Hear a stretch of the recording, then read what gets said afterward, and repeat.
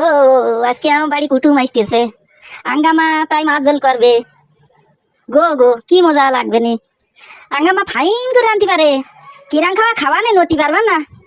ভাতই খেয়েই যাবান। খাবার লোভে মার পাশা আজকে সারাদিন ঘুরতিস। ও মা আজকে মাছ ঝোল আমার একটু বেশি করে দিও। টমেটোতে মাছ ঝোল প্রথমে হলদি মরিচ নুন মাখিয়ে ভেজে নেবে। তারপর দু পিঠ ভালো করে ভাজা হলি নামাই নেবে। এবার আবার একটা পরিষ্কার পাত্রে তুলে নেবে। তেল গরম করে পেঁয়াজ দেবে। পেঁয়াজটা একটু ভাজা হলে ওর ভিতরে একে একে নুন হলুদ মরিচ যা যা দেওয়ার দরকার সব দিয়ে দেবে, দিয়ে কষাই নেবে। একটু কষানো হয়ে গেলে টমেটো দিছে কিছু সময় ঢেকে রাখবেন। তারপর টমেটো একটু নরম হলে ঝোল দিয়ে ভালো করে ঢাকনাতে ঢেকে দিয়ে বলো করলে ভাজা মাছটা ছেড়ে দেবেন।